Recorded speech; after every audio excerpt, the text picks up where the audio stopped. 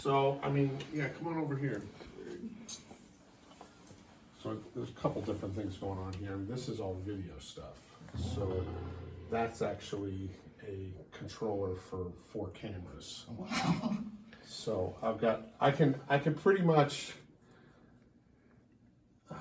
so this is just the, this is the console for what's coming in on the Apollos. So I've got these 2 Apollo APs, so I can do up to 16 channels at the same time. And they're daisy chained together, so yeah, literally just have 16 channels across the board. Let's see, let me open up something in Pro Tools and see what we got going on here. Let's see, date modified.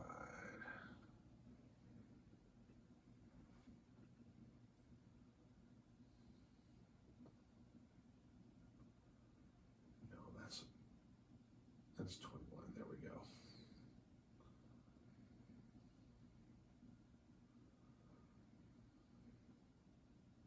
Looking for something actually here.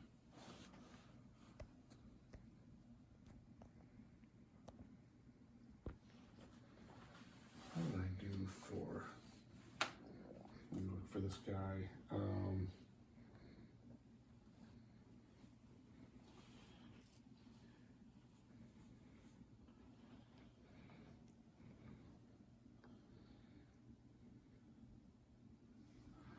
Yeah, so let's see.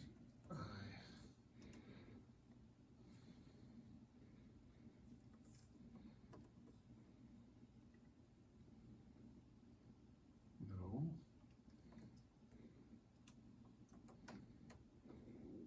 There we go.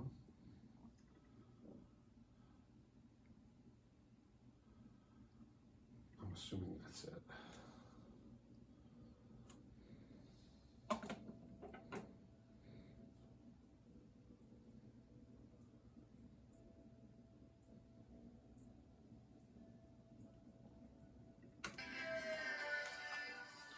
So this is a guy that is producing something. I'll give you the better headphones.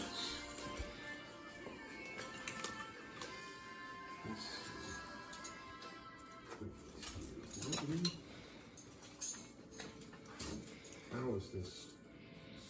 So here, where is it?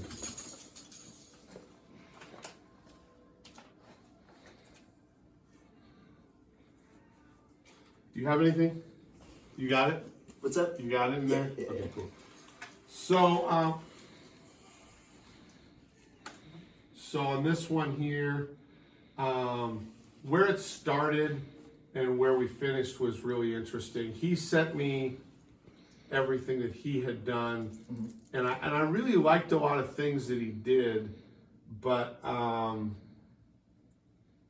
they just they weren't recorded very well. And then some of the parts would get off the rails pretty far. So,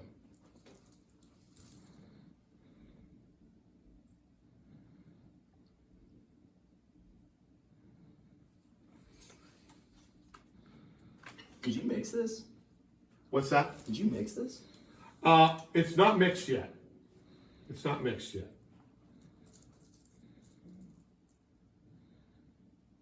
So there's a really cool, this bass part was from his original. I really liked this. So I had another bass player play it.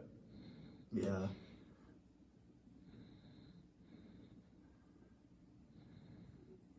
Something that you'll appreciate that I did is this was like the tail end of a guitar effect. Yeah. And I turned it into a pad.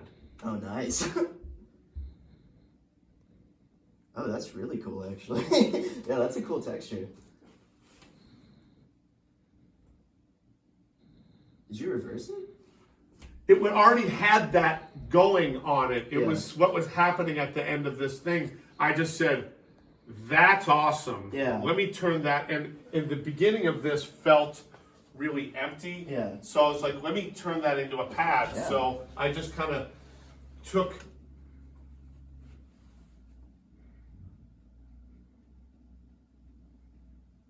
and just turned it into a loop. Yeah, that's really cool. Oh yeah. Yeah, that drone adds a lot.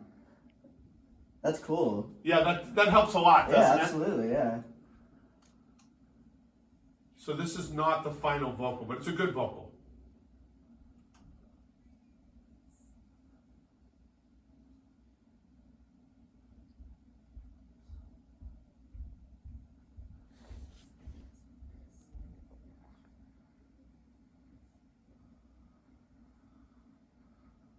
Add an extra texture here. That's cool.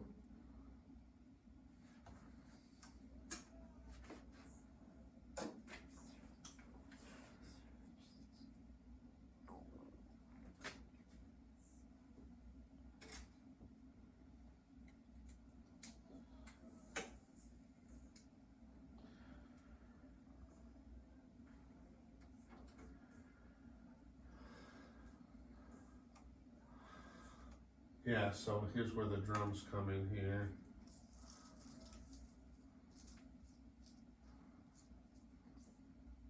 Oh man. This is making me realize, like... What's that? This is just making me realize, like, how bad all of my acoustic sounds are. Well, it's like when I'm working with my students and they're bringing me stuff in from Logic, I'm definitely not trying to show them in those words, but I'm trying to show them, well, this is what I'm doing. Right, yeah. This is what you're doing. Let's see if we can bridge the gap. Absolutely. Not that what I'm going to do always is going to be necessarily better, but like if you're hearing my sounds are bigger and opener, well, let's listen to a couple things individually here. Yeah. So kick here.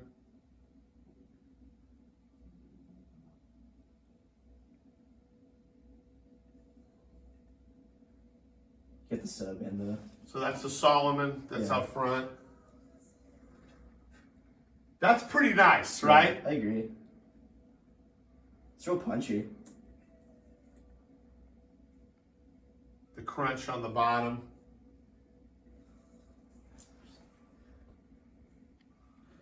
And that's the two earthworks right there. That's actually really interesting to... So are you doing... So is that the yellow track right there? Like Yeah. the crunched up one? Did you record... No, which one's the crunched up? Like the snare one, yeah. Yeah, well, not the snare one. It was whichever one was almost like Snare bottom. Yeah, that one. Did you record that, or did you process that all? No, that's right there. That's actually really interesting. But what I did do with it Yeah. is it's the bottom snare, which is, I would never not have a bottom snare mic, but you can see I'm really focusing on that snap. Absolutely. That's to me what makes the bottom snare mic a super usable mic, is that, I'm just kind of combining those to make that snare sound. Wow.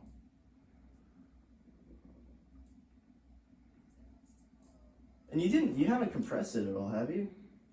And then I've got, you'll notice on this kit, like this is where I'm facing, but this is actually somewhere in there is the more of the center of the drum set sonically. Yeah. Because you want to try to get the bass drum and the snare drum in somewhat of a line with your overheads, so that like you're getting a similar amount of bass drum. You don't want the bass drum to be lopsided and the snare drum to be like, then you're fighting it. Right. So I put my overheads, this is sort of like the center of my, of sonically of my drum set, even though from the player perspective, this is my center here. So yeah, that's why I have those off to the side. Cool. I think traditionally people would be like, well, I'm gonna put the overheads here. Yeah. But, number one, that's really close to this, pretty far away from that. Right, yeah. And way off kilter. It's perfect for the snare, but way off kilter for the bass drum. Right. So that was why I chose to do that. And they're in what's called the XY pattern. So they're, this is actually the left side this one's the right side. Okay. So it's like this one's aiming over there, that one's aiming over there. Right. So if we were to sit here and tap on this one, it would be in our left ear. Right. Yeah. That's cool. That's actually really interesting because whenever I try to process drums, I'll like have a bus like track with like a compressor on it that does like what you're doing with the bottom snare. Yeah. It's cool that you record it that way. Yeah. That's yeah, actually yeah. really interesting.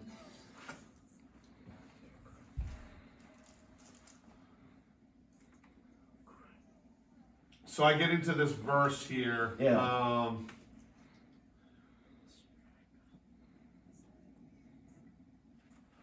This is a better recorded version of something he had, so I had my guy kind of imitate what he was doing. Yeah. Because I loved that part. Yeah.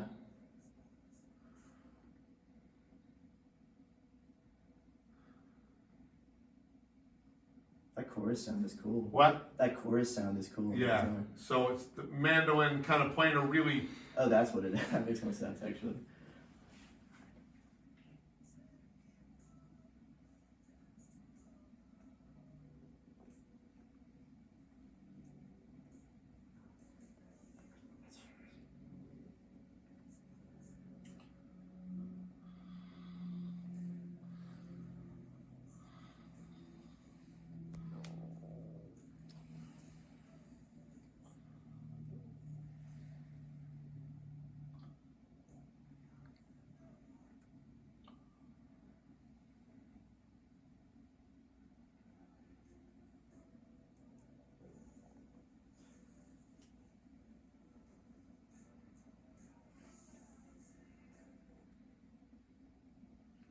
So I basically have the two guitars set completely.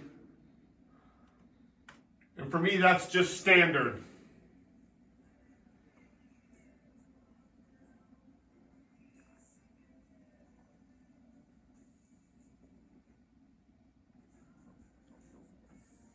Oh, whoa.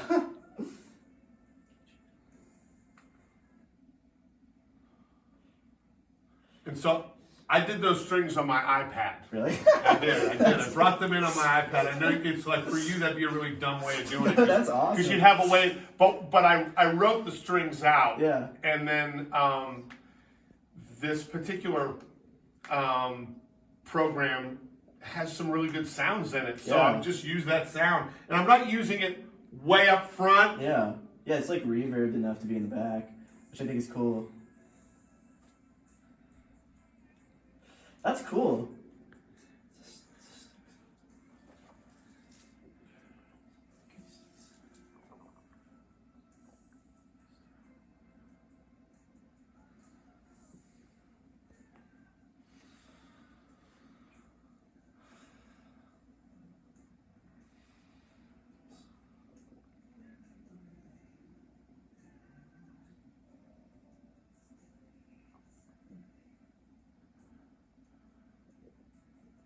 Oh, wow. That was cool.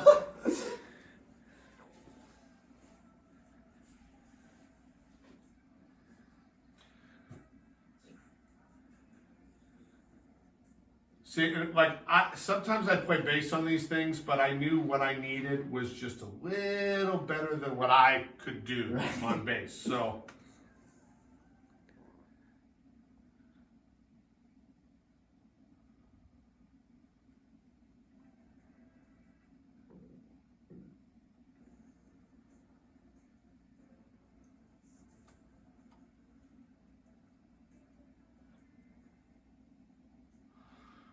So that original sample, that guitar weird backwards thing, Yeah. that came from right here. It was right here. It was like a thing that went hip, hip, hip, and I was like, what was that? So then, like I said, for me, I'm using it all the way through. Right, yeah. That's cool. That's a cool texture.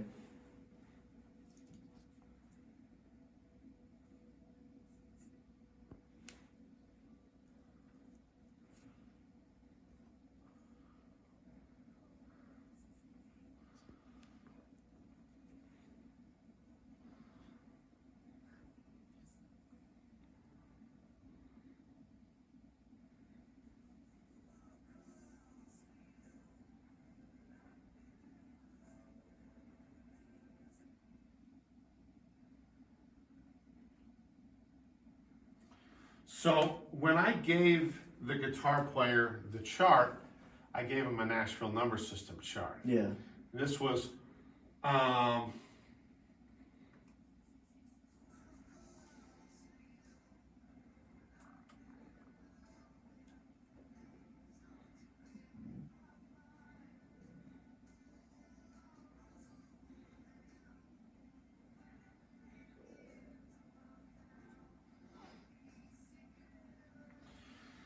and so the players, if you can write in the Nashville number system chart, well, number one, if you're in Austin, you're doing it, you're ahead of the game because not that many people. There will be people that are doing numbers in Austin. Yeah, there will yeah. be, but not nearly as many that would be doing it here. It's a distinct advantage because if you can, as a producer, if you're trying to tell somebody what to play, Right. but you only have a limited knowledge of what, like say what a piano player would do. Right. Like we both do. We kind of know what they do, but we really don't. Right. Yeah.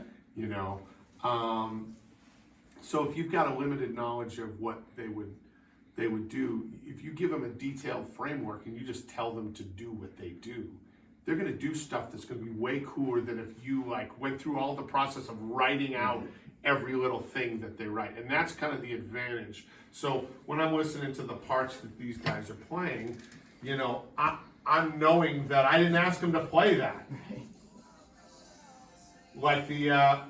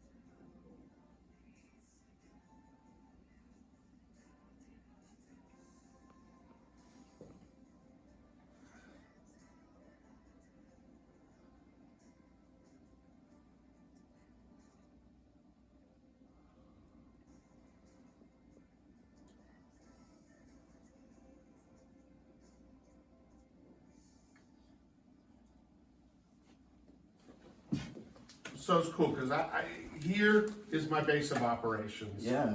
I work here on all my drum stuff, but then like that bass part I recorded on. I've got a little 2-channel version of one of these Apollos that I recorded the bass on. But a lot of stuff these days, you can pass things around to other musicians. Right. And there's 2 basic ways of working. There's putting everybody in a room and recording stuff and getting some magic that way. That's one way of doing things.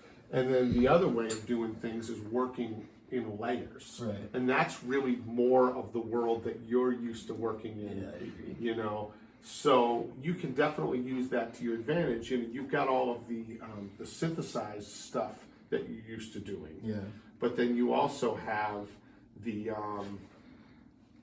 the acoustic world of stuff, and then knowing, as I did with that bass part, going, hey, I think I need a different guitar player than me, Right. and someone to give me a different perspective on this, and be able to record them in layers, and then manipulate those layers, because there's a lot of things, like with that bass part, I was going between 2 tracks that I liked. He did one take, and he did another take. He did something that I liked from one, and I took it. And that's where you become the mad scientist, Right. and you start and you go, or like that's from the original guy's demo. It's a part that's literally not even there anymore, but I took that and said, okay, well, I can take that and make that a usable part. And so you can take that kind of mad scientist thing that you're already doing with some of the music that you're doing and go, okay, I have this part that someone recorded for me, but now I can manipulate it, do some different things with it, and make it exactly what I need it to be. I read an article with a guitar player from our era, a guy named Steve Vai, who's a total guitar hero guy. Yeah. And he played this session for a younger band, and like he's just not used to this world, but they like cut it up and they manipulated it and they did some things. And I think at first he was offended by that. Yeah. But you know, it's what he had to realize is it's not about him. I mean, it's about their music, and he made a significant and unique contribution to it. But that didn't mean that they couldn't kind of mold it to what they were looking for. And so that's what they did. And I think in the end, he embraced it. Yeah. But he was offended just that it's like, well, it's my part. I mean, how could you mess with my part? Easy, it didn't quite fit. So we worked with it, messed with it. So yeah, I use these for reference, and then I use those headphones. These are more like drummer kind of isolated type headphones. Right, yeah. And I just use those to kind of, save my ears. Yeah. Yeah, the drum tracks were really interesting. Because whenever I like try to process my drums, I like have separate layers that I do like with buses where I try to like parallel it almost.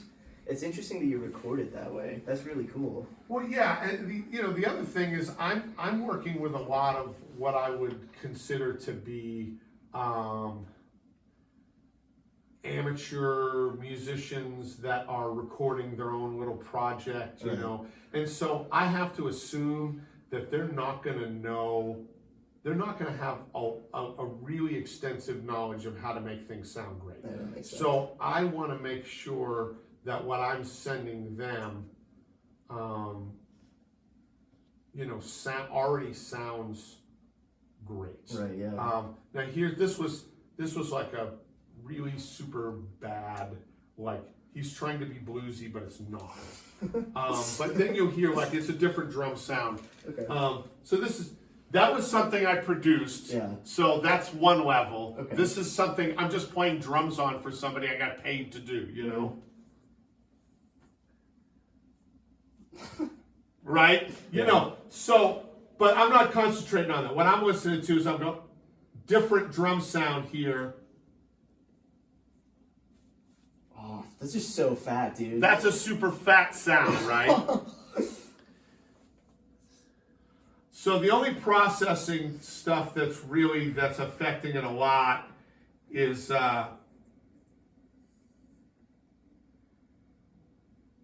like that one's heavily, you can't see it here, but it's got like a distressor and just super compressed. That's just a 57. Oh, really? Wow. So that's that 57 right there. Huh. And then this mono room is that whatever condenser that is out there. Right, yeah. Just to give me kind of that unified sound, and then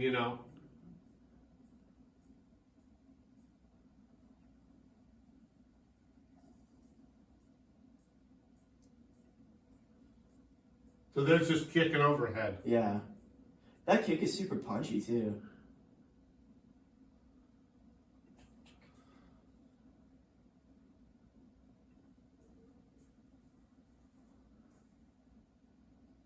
And when I played this song, I pretty much just wrote out the chart and just went for it. And this was like, I think one take with maybe I had a stop in the middle and did that. And so,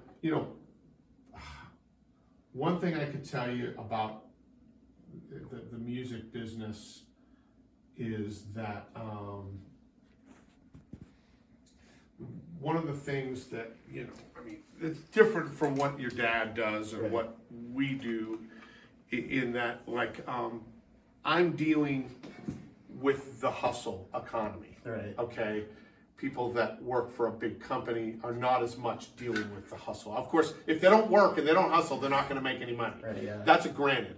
But a lot of things are laid out for him. Your dad doesn't have to go hustle his own flights. Those flights exist. Right, yeah. You know what I'm saying? Yeah, you're finding jobs Yeah. and stuff. So like he did all the work to get there, but now that he's there, they kind of go this, and this. Right. With us, a lot of times we have to hustle each and every client. Not hustle in a bad way, in a good way. We have to do the work to get them.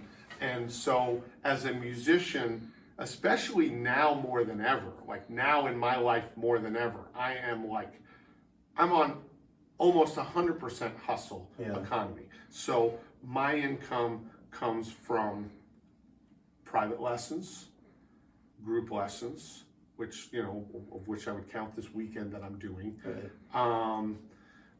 You know, both online and in person, sessions that I'm doing remotely, Right. sessions occasionally where I'm going to someone else's studio and I'm doing that. Live gigs, I'm not doing a lot of live gigs right now, but the gigs I'm doing, I'm playing with Gary from Rascal Flatts, and Yeah. I'm playing those gigs. I just played a local gig on Saturday.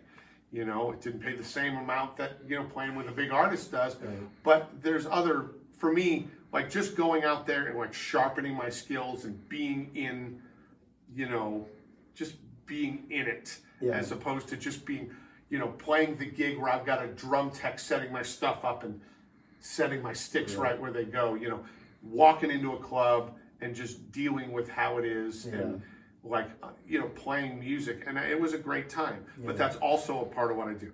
Producing is a part of what I do. Right. And you know, sometimes it's a bigger part. There's been years I've done none. There's been years where it's producing has dominated what I've done. And that's important because all of these things have levels, but the more things I have, the more even overall the level is. If these things went up and these things went down, ultimately we're kind of at a place where we feel comfortable Right. with, you know, our lifestyle. Yeah. And so when the pandemic hit, what I did, the first thing that happened was I lost my cushy job of 20 years. So I had to go, okay, there's no more Rascal Flatts money coming in, but you know, my bills are still gonna come in. So how do I make this work? I said, okay, let me break it down in a way that I never had to break it down before. I said, if I do 3 things a day, if I, like, say I teach a drum lesson and I make $100. Yeah. If I do 3, or I do a session and it costs, I charge 100, but it takes me an hour or less to do. Yeah. Like that one took me far less than an hour. But if I do 3 things a day, 6 days a week, 48 weeks a year, that calculates to something like 86,000 a year. So my question is, you know, could you live off of that? Of 86,000? Yeah, you're going, hell yeah, I can. Yeah. I'm a single dude. I 86,000 is like $1 million. Yeah, I guess I don't have a family there. Right, exactly. You know, now that was my number. Yeah. But and that because I'm like, you know, I've got kids and I've got bills and all of this stuff, and so you could reverse engineer that to any number that you felt comfortable with. But the thing is when you're doing that, you have to make sure you're holding up your end of the bargain. Right. There's this old, and your dad and I would hear people talking about, you know, drummers, you know, they're talking about waiting by the phone. Right. I'm like, first of all, you don't even know what that is. A phone is a thing that sits in your house, you know. No one does that, you know. But like the idea of waiting by the phone for a phone call that hopefully someone will call you for some work is just such an old idea. Right, yeah. Even if it's into your cell phone, it's the same thing. Yeah. You can't wait for anything. You have to be proactive in your career all the time. You have to use all of your skills, and you have some skills that some of your other friends won't have, and you have to take those skills and use them to the best degree that you can. Yeah. And thinking, okay, this is my portfolio of work, and how can I spread out that to have a consistent level of income, which is the one thing your dad and everybody, that's the one thing they want for you. They want for you to be happy, and they want for you to be able to make enough of a living that they don't want to say this, but that you're not coming back to them for money. But really, that's not the motivator. They just want you to be a self-sustaining, happy young person. And one of the ways that you can do that is by kind of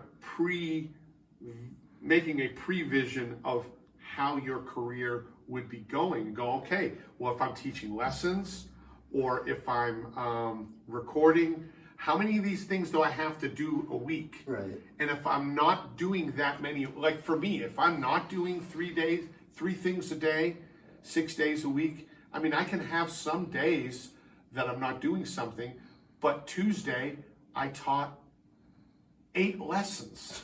So that was $800. Right, yeah. So if I didn't do anything on Wednesday, which wasn't true, but if I didn't do anything on Wednesday, then I would be okay. Right, yeah. And notice I said 48 weeks and not 52 because I was just in Hawaii. Yeah. So I calculated that into what I do. I'm going to have some entire weeks off that I'm not going to do anything. Right. I didn't touch drums. I dealt with a couple of phone calls. That is it. Yeah, yeah.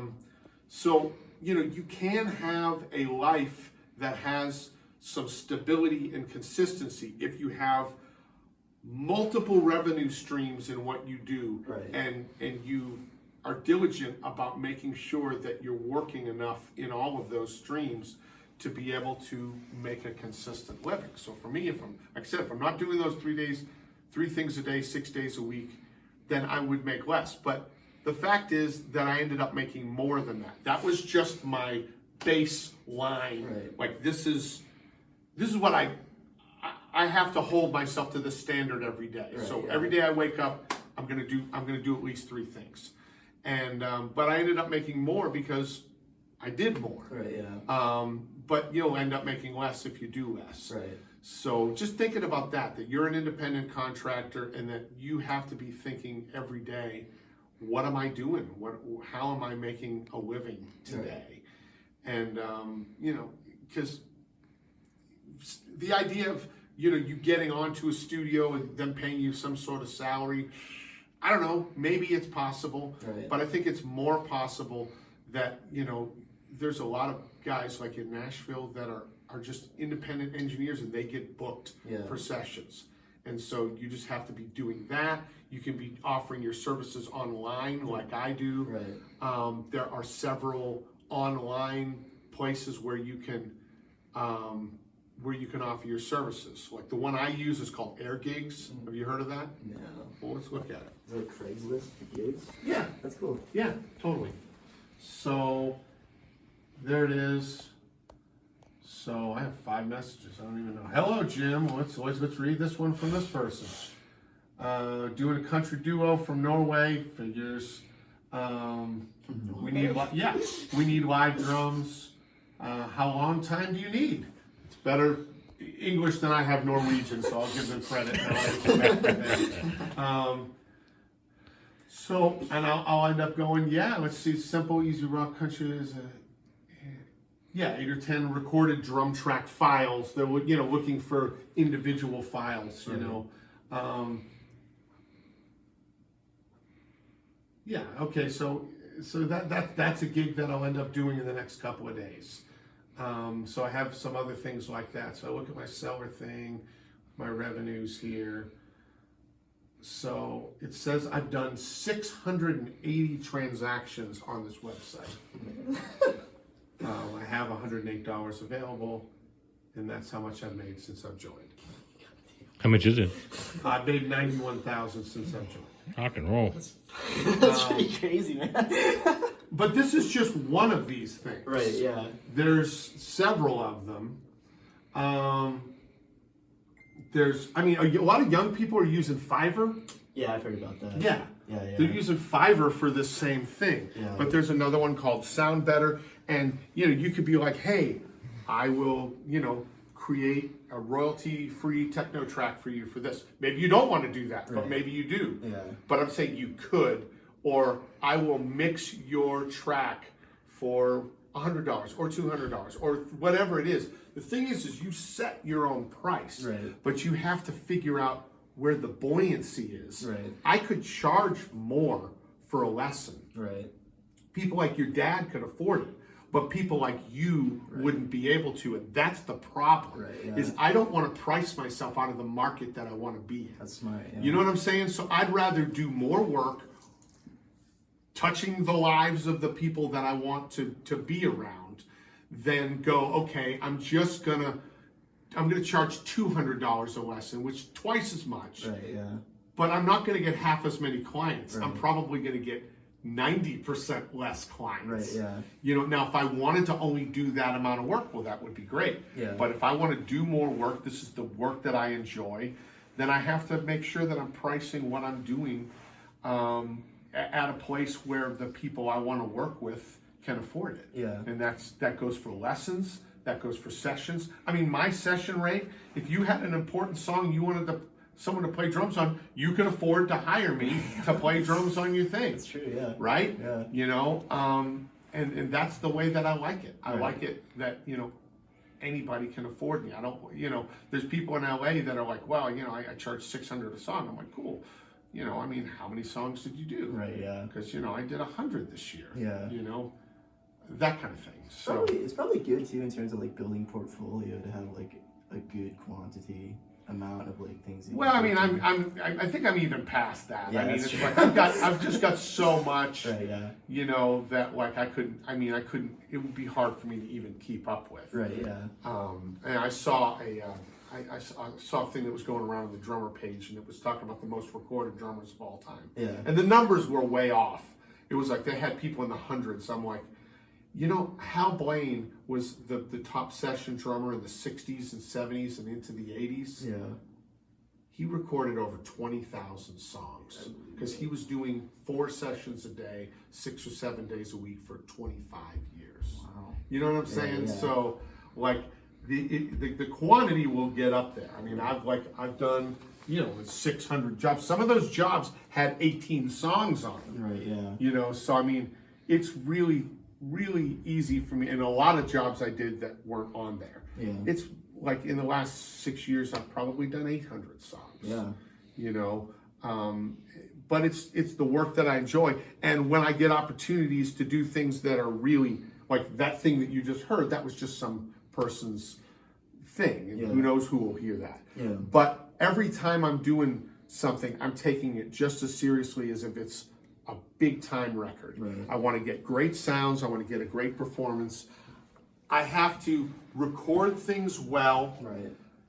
Then I have to EQ them enough that they sound great, but not too EQ'd that, as one of my mixing friends would tell me, you're not leaving enough meat on the bone. Right, yeah. Like if I over EQ something, I'm not leaving him anything to work with. Right, yeah. You know, so with him, I will give him truly raw files. For most people, I'll give them files that I'm happy with, and then they can go from there. Right, if they yeah. go, hey, you know, do you have anything that you haven't touched? I would send it to them. Right, yeah. But I also have to know how to deliver files in a manner that if they get the files and they put them into their DAW, that it sounds like $1 million. I basically say, here they are, take the hi-hat, move it to a little to the left, Right. take Tom 1, move it to the left, Tom 3, move it to the right, and you're hearing it exactly as I was hearing it in my room. Right. And they go, I didn't have to do anything to these. Yeah. And if they say that, then I go, well, good. Then you know that's the way that I want to deliver things. Right, yeah. And you know, so that's how I'm kind of building a happy client list. That's cool. And it, like I said, it's not all on the highest level. Right. But when I do that on this lower level, and then I get an opportunity to do something on the highest level, like when I recorded Gary's from Rascal Flatts' latest single here, like I sent I sent the producer the tracks, and he was like, "Holy shit, these sound amazing," you know? Yeah. And he was like blown away with how they sounded, and I'm Yeah. going, "Well, this is literally what I'm doing every day." So Right. I'm appreciative of that. Yeah. But it's like I'm doing it every day so that when I get that kind of opportunity, I can knock it out of the park like I do, and it's just another day for me. Right, yeah. It's not like, oh my gosh, I'm getting this opportunity to play on Right. this record. You know, that cool track that I played for you, I'm doing another track for him probably later today. Yeah. And that's just a drum track that I'm doing for him. And yeah, so I mean, this is my life. I had a consultation with you today. I'm recording some songs, and I'm doing my camp tomorrow, and that's how that's kind of how it all works Yeah. for me. And you know, if I put enough things together, even without like that sweet, you know, Rascal Flatts salary gig that I had, you know, can make it all work just fine. Right, yeah. As a musician. And that's probably good to hear because you're going, I want to have a regular life. I want to be able to drive a car. Right, I don't want to have to take the bus to the studio. Right, yeah. You know, you want to be able to afford to pay your bills. And you know, you can definitely do that. But I think that this degree will be a really great thing for you. I think learning the music theory is going to be fantastic for you. And I think that becoming an engineer is great, but continue to work on your guitar skills. Definitely take private lessons while you're there, even if you're not required to. Right. Because you want to take the years that you're in college as just a total like laboratory. Like this is an opportunity for you to get better at your craft. It's like this incubation period. You know, your songwriting, your producing, your engineering, your guitar playing, all of that stuff, you're going to have at least another 3 years probably with the way that things are going to work out to work on your craft. Right, yeah. That'd be great, man. Yeah. I can respond to that. Awesome, Thank man. you. Yeah. So what do you think he needs to do, Jim, to prep for this thing? To prep for what? For this upcoming audition? Well, I think like what's that, his homework assignment? You know yeah, what I mean? the homework assignment is what we talked about with the Beatles song, kind of grabbing some of those melody things, the third line in particular, da da da da da da da da da, finding that in there, but also, you know, just making sure that you know you're representing the song in that. So get familiar with the song, and then feel like that song is coming out in what you're doing. Yeah. I would make sure that I harmonically understood that entire song in terms of function, you know, and when you talk about function, we're going right back to numbers, and that's the same functionality you're going to be talking about in Music Theory 1. Yeah. They're going to be talking about 1s and 4s and 5s, and just remember that the Nashville number system is nothing but Arabic numbers instead of Roman numerals. Okay. Other than that, it's pretty much the same thing. So you can take everything you're learning in music theory and be able to write charts, you know, for yourself or for a band that, you know, are a complete harmonic analysis of the song that would help you, you know, reproduce the song. So I would definitely get yourself in a position where you understand harmonically what's going on with that entire song. Right. You know, sing Happy Birthday like you're Marilyn Monroe singing it to the president. Have some enthusiasm about it. Just make sure you choose the right key. You don't have to get too silly about it, but just make sure you treat it then a little bit more than it's sure. Go, hey, I mean, some of the songs I play aren't that great, but I have to put the same amount of passion into the less awesome ones than I do to the really awesome ones. Right. A good friend of mine had said, you know, just because the song sucks doesn't mean that the part that you lay down has to suck. Yeah. You can put an awesome part on a song that Right. sucks. And, you know, that really resonated with me because, you know, people think about like what we're doing down here, like we're playing on hit records every day. And that's not the case. Yeah. You're playing on a lot of stuff that is going to be heard on a very limited basis. And then you're playing on stuff that is going to be hit records. Yeah. But you have to treat them all the same. You have to treat them like they're all going to be hit records. And I put the same amount of passion into all of them. Yeah. Because I have to think that somebody could walk up to me and say, "Hey, is this you? My buddy recorded this. Is this you?" Right. And I don't want to have to go, "Yeah, that's me." I want to go, "Yeah, that's me. I played on that track." And they go, "Wow, it sounds great. Thank you." Right, yeah. You know, my part can be great on a crappy song, and then you know, I would keep working with the techno stuff. Look at who's actually making money there. Yeah. And, you know, figure out how they're making money and where they're making money and what they're doing to make such killer tracks and analyze them as hard as jazz players analyze their heroes. Right, yeah. You know, because what you're doing, you know, with that could be the thing. You know, I mean, I remember being in being in like the bottom of the MGM Grand and seeing, you know, one of those big DJs walking with, you know, 2 7-foot guys, and all he had was a laptop, and he was going to make more that night than I was going to make that year. Yeah. You know. Yeah. And it was his face outside of the MGM, not some magician and not some, you know, like singer. Right. Yeah. You know, it was the DJ. Yeah. So you're in something that's got, there's something there. You know, Skrillex obviously was able to take some of his rock and roll music abilities and kind of put it into what he does. The problem is that everybody in your industry, they know all those sounds. Right, yeah. Right? So you have to kind of be able to kind of create some new sounds, right, create some new combinations.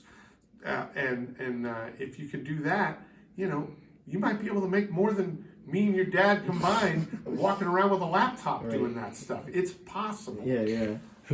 Should he play some of that stuff for his audition? Because it seemed as if you had a very positive response to I this. don't know that it'll resonate with them as well as it resonated with me. Yeah. But I mean, if they're not asking him to play anything, then I would say probably no. Right. I think what they're looking for is they're looking to see that, I mean, it sounds like they're auditioning him to be some sort of music major, even though they're saying it's a science and recording technology thing. They're obviously checking your musical ability pretty heavily. Which I think is great, because they probably think it's going to be really difficult to get a degree that's related to music if you can't actually play music. You know, but at the same time, you know, they're not probably expecting you to be at the level of people that are going to be a performance major. Right. So, you know, do the things I asked, you know, do the best that you can, but know that this is just a starting point for you. I think you're going to have enough to punch your ticket to get in there. I think at that point, it's going to be what you do with the time. Right. I don't think you're going to have any problem being accepted.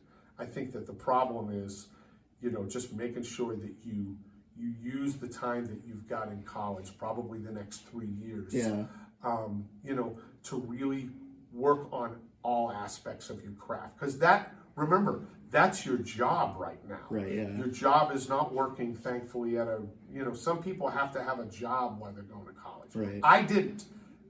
I don't know if this guy did, but I didn't, and you don't. Yeah. The Air Force paid for my school. Well, there you go. There you go. That's a whole nother thing, but that's really great. And I actually really support that with some of my students. I have a couple of students that are probably going to go into the military and do some music stuff. Yeah. There's actually really great opportunities there for people that are interested in that side of things. Yeah. Yeah, you got a great opportunity your job is to just get better at this music stuff. Yeah. And my part of it is just telling you that I want you to figure out how you can monetize your skills. Right, yeah. You know, could you be DJing locally? I DJ in Austin, actually, like a good amount. Right? Yeah. You know, so, I mean, how much are you making when you're DJing some nights? It depends. I honestly make more with my band than I do like DJing, but whenever we play... What's a good night on the DJing stuff? I don't know, $50 maybe. I mean, I think there's more there. Right, yeah. I think there's more there, but getting the opportunity, are you able to use some of your own material when you're doing that? Yeah. I mean, you're cutting your teeth. Yeah. I mean, I can't tell you how many gigs I played downtown in Nashville for $40, Right. $50, Right. you know, and, you know, now I'm, you know, making a good living. Yeah. But there were definitely times I was working for that same amount of money, but I had the opportunity to work on my craft and get paid for it. That was a pretty good thing. And, you know, we know that, you know, DJs in Vegas are making a lot more than that. Right, DJs in private parties in Austin Right. are making a lot more money than that. Right, yeah. And so that's another avenue you can be looking at, going, well, how can I be maybe spinning some records and throwing some of my own stuff in there, Right. and you know, working on, you know, my knowledge of these transitions and all that kind of stuff. Yeah. You know, you could be, if you were DJing, you could be making $500,000, Right. $1,000 a night, Right. $2,000 a night. Yeah. You know, and if it's just, that's a skill that you have that I don't have. Yeah. That's in your portfolio of work. Right. And you go, well, if I'm trying to make a living, I could be doing these DJ gigs. I'm doing the gigs with my band. I'm doing, you know, recording sessions. Now you're building your portfolio Right. of work. Right. And then, you know, if one of them takes off and the thing is even at the height of Rascal Flatts, I never just did that one thing. Right. Because I knew that it could all be taken away from me Right, with yeah. one phone call. Right. So that was something I was very uncomfortable with. Not that it was going to happen or that it did, but eventually Rascal Flatts went away, not in the way that I thought it was going to. It was Right. sort of the pandemic and some other things that, like, the pandemic took anything that wasn't working and killed it. That's true. And that's what happened with Rascal Flatts. There was a dysfunction there. Yeah. They were going to do a farewell tour, and then they were going to do some stuff instead. It temporarily it's destroyed it. Right. So that being off the table for me, you know, I had other things, and your dad can tell you absolutely. I sat in that room and said, this could all go away at some point, and I know it can go away, so that's why I have these other things going in my life. Right. And frankly, my lifestyle really didn't change much from having that to not having that. Right. Because I wasn't a multimillionaire with Rascal Flatts. I was, you know, working at a salary that literally I could replace Yeah. with hard work. Right. So that's what I did. So my life, I work harder. I probably work harder right now, you know, for what I'm making, but I'm Right. still, you know, I mean, financially, I'm, you know, just in a different spot now. I'm Right. working harder, but I'm making, you know, perfectly acceptable money for, you know, for what I'm doing. And because it's spread out over a lot of things, I'm never like these people that teach 60 lessons a week. They hate going in, Right. you know. But if I'm only teaching, I'm teaching on Tuesdays and teaching on Saturdays. I'm over at Belmont, which is totally different on Mondays. I'm teaching a class at Belmont on Mondays, which is really different and super fun. Today is my session day, so I'm going to be working on some recording session stuff. I'm going to put the Rototom kit back together over here, and then I do my thing tomorrow. Yeah. But, you know, if you have enough of these things going, you can Make it you can work. have a steady enough of an income to Right. feel like, you know, okay, I got this going. Right. Yeah. And like I said, you have some skills that other people don't. Some of that, you know, DJing stuff could end up being, you know, that could be a significant piece at different parts of your career. Right. Yeah. Can I ask a couple more questions Yeah. about the audition, if you don't mind? Sorry to film you here, but when I went to airline interviews, when I made the resume, there were like keywords they want to see. So we got to put together a resume for him. Any advice on that? Well, you know, any resume of a high school kid isn't going to be that impressive, you know. I mean, you know, so I think they're not looking for a lot. They're just looking for, you know, musical involvement, the things you did. Some people are like, you know, they played in jazz band in high school and all that stuff. And if you didn't do that, you know, you played in, you know, the School of Rock type thing, you're gonna put the things that you did. You know, you can't hide from, you know, your past, what you did. You go, so you just embrace it. You go, this is what I did. I was doing School of Rock. I was taking lessons with so-and-so. I was, you know, playing out with my band. You just put all of that in there, and they're going to get an accurate picture of, you know, what you did and where you're at right now. And I think that, like I said, from what I've heard, you know, I think you've got more than enough to be able to punch your ticket to be able to do what you want to do. Yeah. How are your grades when you were in school, in college? Good. And Good. Yeah. He's Right. got 3.3 in business. Great. I mean, that's great. So, I mean, you've already got some proven track record in college. So it's not like, I mean, are you technically trying to get accepted? You're trying to get transferred I'm trying to get into the music school. into the yes. music school. Yeah. Yeah. I mean, I don't think you're going to have a problem. I think you'd have more of a problem if you were a performance major. I think because you are in this science and, you know, recording thing, Yeah. I think that you're going to be I think you're going to be in a really good spot there. Cool. For the 60 to 90 second long video, any advice? Yeah. So the video, how is that different from what you're doing with the live audition? I'm essentially just like introducing myself and then kind of saying like what I've done and like, Is that what it's an interview video? it's not an interview. It's like it's more like I can like pull it up if you Yeah, like, why don't you pull it up? Let me see what it is. It's kind of open ended, which is